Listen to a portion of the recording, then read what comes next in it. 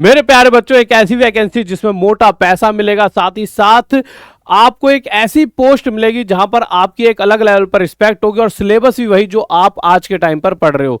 और इसीलिए इस वैकेंसी का बेसब्री से लाखों विद्यार्थी बहुत दिनों से इंतजार कर रहे थे और बार बार मुझसे पूछ रहे थे सर इस वैकेंसी के बारे में कि ये वैकेंसी कब निकलेगी। और इसका इंतजार भी क्यों ना हो, क्योंकि अगर आप देखोगे स्टेशन मास्टर जो होता है, सभी ने सुना होगा, स्टेशन मास्टर के लेवल की ये पोस्ट होती है।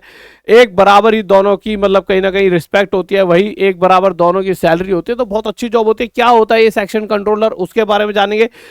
कब से कब तक आप फॉर्म भर पाओगे, साथ ही साथ सिलेबस क्या रहेगा, एग्जाम पैटर्न क्या रहेगा, एज क्या रहेगी, सैलरी क्या रहेगी, ये सारी चीजों पर मैं यहाँ पर आपको बताने वाला हूँ। बट उससे पहले बहुत सारे बच्चों को ये समझ नहीं आता कि यार स्टेशन मास्टर और सेक्शन कंट्रोलर अलग अलग होते हैं क्या, और सेक्शन कंट्रोलर होता क्या है। पहले आपको ये समझना तो चाहिए कि सेक्शन कंट्रोलर है क्या।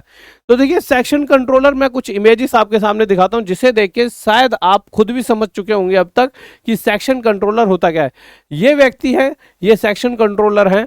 अब आप समझिए, इनके काम को देखकर अपने दिमाग में पहले एक इमेज बनाइए कि ये क्या काम कर रहे हैं, क्या इनका काम होता होगा। तो देखिए, मोटा मोटा आप यहीं से समझ गए होंगे, जब ट्रेनें कहीं से कहीं जा रही होती है तो किस ट्रैक से जाएंगी। ऐसा ना हो कि इसी ट्रैक से एक ट्रेन आ रही है इधर से और इसी सेम ट्रैक पर एक और ट्रेन आ रही है और दोनों कहीं ना कहीं आपस में एक्सीडेंट ना हो जाए, तो ये सारी दुर्घटना ना हो, उसके लिए सेक्शन कंट्रोलर अपना सभी बैठे रहते हैं, लगे रहते हैं कि मेरे भाई की कहीं ऐसी दिक्कतें ना हो जाएं। क्योंकि देखिए, आपको नहीं पता ना सामने से ट्रेन कोई और कहीं ट्रेन खड़ी तो नहीं है, या कोई और आप इसी ट्रैक पे सामने से तो नहीं आ रही, तो वो सारी चीजें सेक्शन कंट्रोलर संभाल रहे होते हैं। इसीलिए इनकी रिस्पेक्ट भी होती है बहुत ज्यादा, क्योंकि बहुत अच्छा काम ये कर रहे होते हैं और साथ ही साथ इनकी सैलरी बहुत अच्छी होती है। क्योंकि भाई जितनी लेवल मतलब ये बहुत ज्यादा टेक्निकली काम होता है, तो इनकी अच्छी खासी सैलरी होती है, मोटा पैसा इनको मिल रहा होता है।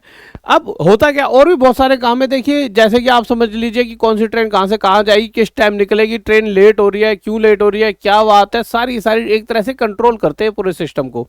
ये सारी चीज समझ गए यहाँ पर कि क्या क्या इनका काम होता है। अच्छा, साथ में लेवल 6 की जॉब होती है, ट्रेन की रियल टाइम मूवमेंट और शेड्यूलिंग को मैनेज करते हैं, स्टेशन मास्टर के साथ मिलकर सुरक्षा सेफ्टी सुनिश्चित करते हैं, इमरजेंसीज के दौरान तुरंत और सही डिसीजन इन्हें लेना होता है। कभी कभी एक्सीडेंट वगैरह भी हो जाता है, तो इनके ऊपर क्वेश्चन भी उठता है कि आप उस समय क्या कर रहे थे। फिर ये अपनी चीजों को बताते हैं कि भाई हमने तो सही वो दे दिया था, शायद ड्राइवर्स हो गया हो या कुछ भी, अपना अपना सब पक्ष रहता है। इस तरह से ये चीजें यहाँ पर निकल कर आती हैं। अब दूसरा पॉइंट आता है कि अगर इसका जो एग्जाम कराता है वो कौन कराता है, तो मेरे भाई वही, अगर इसकी गवर्नमेंट बॉडी की बात करें तो मिनिस्ट्री ऑफ रेलवे, इसकी जो रेलवे के अंतर्गत आपकी ये जॉब लगी, सेंटर की जॉब होती है, अच्छी खासी जॉब होती है। सेंटर से जो भी जॉब होगी उसकी एक अलग वैल्यू होती है। साथ ही साथ रिक्रूटमेंट बोर्ड की अगर बात करें तो आरआरबी रेलवे रिक्रूटमेंट बोर्ड होता है। डिपार्टमेंट क्या है, सिलेक्शन के बाद पोस्टिंग ऑपरेटिंग डिपार्टमेंट में होती है। इसके बाद वैकेंसीज की बात करें तो जो वैकेंसी पहले निकली थी और जो अब निकली है उसके बारे में बात करते हैं। बट उससे पहले एक चीज समझिए, सेक्शन कंट्रोलर जो बड़े पद होते हैं, जो बड़ी पोस्टों पर लोग होते हैं, वो लिमिटेड लोग होते हैं। जैसे कि आप देखिए, कांस्टेबल की ज्यादा भर्ती निकलती है, एसआई की कम निकलती हैं। इसी तरह से जैसे जैसे आईएएस की और भी कम निकलती हैं। तो क्योंकि देखिए, एक आईएएस के अंदर कुछ एसएच होते हैं, फिर उनके अंडर कुछ एसआई होते हैं, फिर एसआई के अंदर बहुत सारे कांस्टेबल होते हैं। तो इसी तरह से चीज पूरा पूरा प्रोसेस काम करता है। तो अगर एक ही आईएएस ऑफिसर है, मतलब एक बड़े रैंक का अधिकारी है, तो उसके नीचे कम से कम बहुत सारे कई लोग काम कर रहे होते हैं। तो इसी तरह से सेक्शन कंट्रोलर एक अच्छे पोस्ट की जॉब होती है। जब भी पोस्ट बड़ी होती है तो उस पोस्ट की वैकेंसीज बहुत कम निकलती हैं। अच्छा, बहुत सारे बच्चे अभी दिमाग में लेके बैठे होंगे कि सिलेबस क्या आएगा। मेरे भाई, मैथ और रीजनिंग जिसकी अच्छी है वो इस एग्जाम को क्वालिफाई कर लेगा। यही दो चीज आएंगी, जीएस वीएस या साइंस वाइंस इसमें नहीं आ रही है। मैथ और रीजनिंग जिसकी अच्छी है वो इसे यहाँ पर क्वालिफाई कर लेगा। पहले जो वैकेंसी आई थी 2024-25 में 368 थी, और अभी जो 2026 में आ रही है वो आपकी सिर्फ 119 वैकेंसी हैं। वैकेंसी कम है, परंतु अगर आप देखोगे तो बहुत कम बच्चे यहाँ पर फॉर्म को डाल रहे होते हैं। क्यों डाल रहे होते हैं? बच्चों लगता है यार 119 ही तो वैकेंसी यार, हमसे नहीं हो पाएगा। और आप देखोगे सेम सिलेबस रहता है, और जो बच्चा इन फॉर्म को भर देता है तो आपके आसपास में आप देखो यार, ये बच्चा तो यार मुझसे भी कम नंबर लाता था यार, इसका हो गया सिलेक्शन। तो इस तरह से आपको फॉर्म डालने चाहिए, क्योंकि वही सेम मैथ आती है, सेम रीजनिंग आती है, उसी तरह के क्वेश्चंस पूछे जाते हैं, उसी तरह का लेवल होता है। क्योंकि ऐसा तो नहीं है कि आप अगर रेलवे ग्रुप डी या एनटीपीसी या एएलपी किसी के लिए मैथ पढ़ रहे हो तो आप 2 क्वेश्चन छोड़ जाओगे, ये तो ग्रुप डी में आ ही नहीं सकते, या एएलपी में नहीं आ सकते, एनटीपीसी में पढ़ोगे तो सारा ही। तो वही सेम सिलेबस यहाँ पर होता है आपके लिए। अब अगर सैलरी की बात करें, जब आप शुरुआत में जाओगे तो 61,000 रुपये इन हैंड मिल जाती है, वो भी कट कुट के मिलती है। तो कहीं ना कहीं कुछ दिनों बाद जब आप देखोगे तो 81,000 आपकी एक ग्रोस पेमेंट टाइप बनती है। थोड़े दिनों बाद आप देखोगे, आप मैंने बहुत सारे लेवल 6 की आपको सैलरी स्लिप दिखाई, 89,000 तक आपकी सैलरी बन जाती है। तो एक अच्छी खासी सैलरी आपके हैंड में आ जाती है।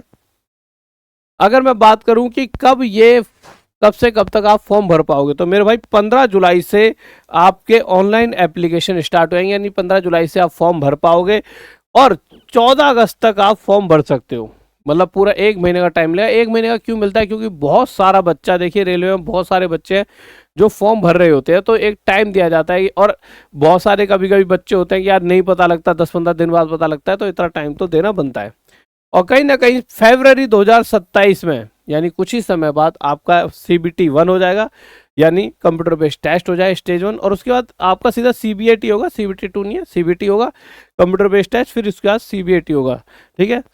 अगर मैं एप्लीकेशन फीस वगैरह की बात करूँ, यार कितने कितने रुपए का सर खर्चा आएगा अगर मैं फॉर्म भरना चाहूँ, तो देखिए जो जनरल और OBC वाले उनके 500 रुपये खर्च होते हैं, SC ST एक्स सर्विसमैन वालों के 250 रुपये खर्च होते हैं। जो ये 500 रुपये है ना, इन 500 रुपये में से 400 रुपये आपको वापस भी आ जाते हैं अगर आप फर्स्ट एग्जाम CBT जो आपका एग्जाम है उसे देने जाओगे। ये 500 रुपये लिए क्यों 100 रुपये ले लेते? तो मेरे भाई ऐसा होता है कि 500 रुपये इसलिए लिए जाते हैं कि ऐसा ना हो कि किसी बच्चे ने 100 रुपये दिए तो बच्चा सोचता 100 ही तो खर्च है, मैं नहीं जा रहा एग्जाम देने। तो ये चाहते हैं वो बच्चा फॉर्म भरे जो एग्जाम देना एक्चुअल में चाहता है, यानी एग्जाम देने तो आए, क्योंकि आप जो ये 500 रुपये दे रहे हो इससे भी कहीं ज्यादा खर्चा हर एक बच्चे का एग्जाम कराने पर होता है। इससे ज्यादा पैसा तो जो सेंटर होते हैं जहां पे एग्जाम देने जा रहे हो वो सेंटर वाले ही आपके हर बच्चे पर ले लेते हैं, तो बहुत खर्चा होता है। तो आप मान लीजिए अगर वहां पर आजकल आप देखोगे तो रेलवे में जैसे कहीं पर 100 बच्चे की सीटिंग है, तो 100 में से नॉर्मल 35% बच्चा तो अब्सेंट ही हो जाता है। अब अगर ये 500 की जगह 100 रुपये लेने लग जाएंगे ना, उस दिन आप देखना 50% अब्सेंट हो जाएगा। अब आप मान लीजिए एक बच्चे पर कई हजार रुपए खर्च करते हैं एग्जाम कराने में, 1-1 करोड़ बच्चा कभी कभी फॉर्म भर देता है, कुछ जैसे रेलवे ग्रुप डी टाइप की बात कर रहा हूं। अब उसमें से 50 लाख बच्चा नहीं देने गया पेपर, बट 50 लाख का खर्चा कितने करोड़ों रुपए रेलवे डिपार्टमेंट ने तो कर दिया। इसीलिए 500 रुपये यहाँ पर बच्चे से ले रहे होते हैं, बाद में 400 वापस भी कर देते हैं, पर ये जो 250 रुपये है ये पूरे के पूरे वापस होते हैं। SC ST ex serviceman female के पूरे वापस हो जाते हैं। जनरल एबिलिटी कैंडिडेट कहीं भारतीय होना चाहिए, नेपाल का होना चाहिए, भूटान का होना चाहिए। तो देखिए भारत की वैकेंसी है तो भारतीय तो होना ही चाहिए, साथ में अगर कोई नेपाल या भूटान का भी नागरिक है तो भी वो एग्जाम दे सकता है। वहाँ से अच्छी दोस्ती हमारी, तो इतना इजी है कि हाँ भाई वो भी लोग आके दे सकते हैं, उनके लिए अच्छा है। मेडिकल स्टैंडर्ड ऑपरेशनल सेफ्टी के कारण A2 मेडिकल स्टैंडर्ड होना जरूरी है। विजन वार्निंग लेजर सर्जरी जो करवा लेते हैं वो कैंडिडेट अप्लाई नहीं कर सकते। देखिए आप होता है जब लेजर कराया इसका मतलब कहीं ना कहीं आँख में पहले थोड़ी बहुत कमी थी। तो जो ये ट्रेन का मामला होता है ना, यहाँ पे रिस्क नहीं लिया जा सकता, क्योंकि आपको ट्रेन चलानी है, कहीं एक्सीडेंट हो जाए, कितनी बड़ी दुर्घटना, और एक गाड़ी अगर टकराती है तो 3-4 लोगों की जान जाती है, और वो भी कितना, मतलब एक ऐसा हादसा होता है जो दिल को झंझोर के रख देता है। और वहीं अगर एक ट्रेन जब टकराती है तो कई लोग, बहुत सारे लोगों का मतलब बहुत सारे लोग दुर्घटना में जाते हैं, तो बहुत दुख होता है। तो इसलिए बहुत ही ऐसे लोगों को रखा जाता है जो लोग बिल्कुल आंख से दिमाग से हर जगह से परफेक्ट हो, इसलिए CBAT भी कराते हैं, साइको टेस्ट वगैरह। अगर टाइमलाइन बात करें, सभी एजुकेशन एज कैटेगरी 1 जुलाई 2026 तक पूरे होने चाहिए, कि आप 1 जुलाई 2026 तक 20 साल और 33 साल वाली उम्र है कि इसके बीच में कहीं ना कहीं आपकी एज होनी चाहिए। ठीक है, आप इससे छोटे भी नहीं होने चाहिए, इससे बड़े भी नहीं होने चाहिए। ठीक है, और उसके अलावा अगर हम बात करें तो मेरे SC ST को 5 साल का रजिस्ट्रेशन मिल जाता है, OBC को 3 साल का, PWBD वाले को 10 साल का, और एक्स सर्विसमैन को 3 साल का यहाँ पर रिलैक्सेशन मिल जाता है। ठीक है, और अगर हम बात करें पढ़ाई लिखाई की, तो किसी भी रिकॉग्नाइज्ड यूनिवर्सिटी से बैचलर डिग्री होना चाहिए। आर्ट साइंस कॉमर्स बीटेक सभी स्ट्रीम पूरी तरह मान्य है। फाइनल स्टूडेंट जिनका रिजल्ट नहीं आया है वो अप्लाई नहीं कर सकते हैं। जिनका रिजल्ट नहीं आया है मेरे प्यारे बच्चों, वो अप्लाई नहीं कर सकते हैं। डॉक्यूमेंट वेरिफिकेशन के समय ओरिजिनल सर्टिफिकेट दिखाने होंगे। तो ये सारी चीज़ें आप समझ गए। उसके अलावा अगर आपको फॉर्म भरना होगा तो आप देखिए मैं वीडियो फिर से बना दूंगा, ऑफिशियल पोर्टल पर चले आना, Aadhaar card, email ID, mobile number वगैरह से रजिस्ट्रेशन कर लेना, अपनी पर्सनल और एजुकेशन डिटेल सही भरना, उसमें स्पेसिफिकेशन अनुसार फोटो और सिग्नेचर और फोटो बहुत जरूरी होते हैं। वो चलो वो तो उस टाइम पर 15 तारीख को एक वीडियो और मैं आपके लिए बना दूंगा, ठीक है। ये सारी चीज़ आप समझ गए हो। इसके अलावा मेरे प्यारे बच्चों ये भी सारी चीज़ें समझा दी हैं CVT 1 में। अच्छा एक बार और बताया तो CVT 1 में आता क्या क्या है, ठीक है। कंप्यूटर बेस्ड टेस्ट आता है, मैथ भी आएगा आपके लिए, ठीक है, रीजनिंग भी आएगा। परंतु एक चीज़ और मेरे प्यारे बच्चों, यहाँ पे जब आप देखोगे तो मैथ आएगा 60 क्वेश्चन, बढ़िया बात। मेंटल रीजनिंग भी आएगी 20 क्वेश्चन। लॉजिकल कैपेबिलिटी, अब ये लॉजिकल कैपेबिलिटी क्या है, ये जो पैसेज वगैरह आते हैं ना इंग्लिश के, ये होते हैं बहुत ईजी होते हैं। आप कहोगे सर यार इंग्लिश आ गई यार ये तो टफ हो गया, नहीं, इंग्लिश टफ जब होती है सिनोनियम एंटोनियम ये वो वगैरह वगैरह बहुत सारी चीज़ आती है तब टफ हो जाता।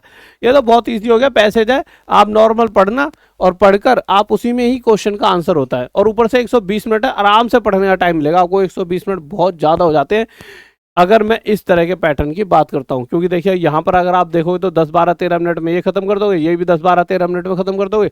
मैथ के लिए भी बहुत सारा टाइम मिल जाता है, ठीक है। उसके बाद आपका CBAT होता है। तो इस तरह से पूरा पूरा रहता है, ठीक है। अगर आपको मेरे भाई तैयारी करनी है, आपको लगता है कि यार तैयारी क्या करूँ, तो मेरे भाई टॉप तक ऐप पर जाओ, तेजस बैच में जुड़ जाओ। उस तेजस बैच का फायदा क्या है, तेजस बैच में पूरा का पूरा सेम सिलेबस से आपको पढ़ाई करा रखी है। उसके अलावा अगर आपके लिए GS वगैरह भी वहाँ पे ऐड करा रखी है, जिससे कि आप और भी एग्जाम जो रेगुलर के आते हैं उनकी भी साथ साथ तैयारी करते रहो। ऐसा नहीं कि सिर्फ इसी पर ही डिपेंड हो जाना, बट हाँ इसको पढ़ लोगे तेजस बैच को तो आपका इजीली एग्जाम निकल जाएगा।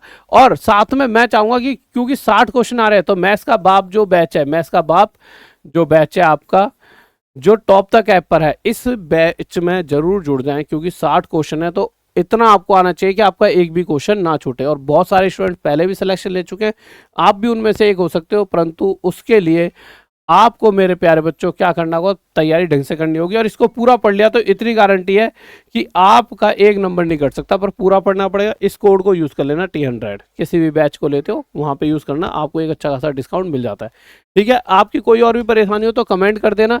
ओके बाय, लव यू, जय हिंद, जय भारत।